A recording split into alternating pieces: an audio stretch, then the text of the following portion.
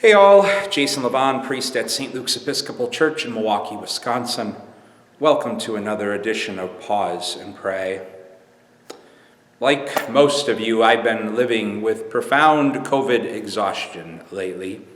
It's been almost a year since the beautiful souls I'm blessed to serve have gathered together in this space to lift their hearts and voices to God.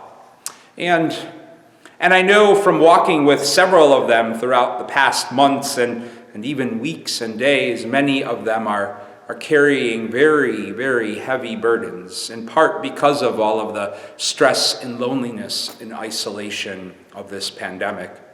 So yesterday, I found myself walking through it like I have through most days with this COVID haze and exhaustion.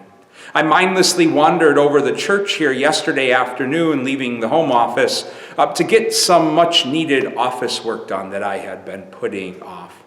I walked through the back entrance that's much closer to the office than the church entrance here.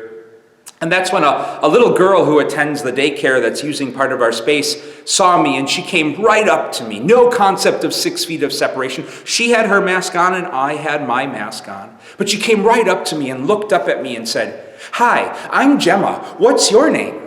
And I said, "Jason." And her eyes got really big and she said, "That's my daddy's name." And then she looked down and she said, "Don't you like my socks?" And she showed me her socks, multicolored and glittered all over. It just so happened that I was wearing a pair of the colorful socks I often wear. So I showed her my socks and she thought that was the coolest thing.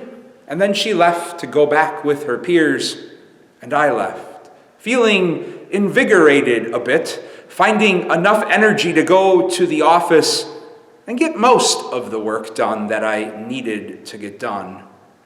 And I was grateful for the gift little Gemma was, with her life and her energy and her ability to pick me up out of my COVID exhaustion and haze, at least enough to tackle a few more hours in the day. In today's daily office, we read from chapter 60 of Isaiah, which was written to the people of God as they were coming out of the horror and exhaustion of exile in the late 600s BCE. And to them comes the beautiful first line of chapter 60. "Arise, shine, for your light has come, and the glory of the Lord has risen upon you."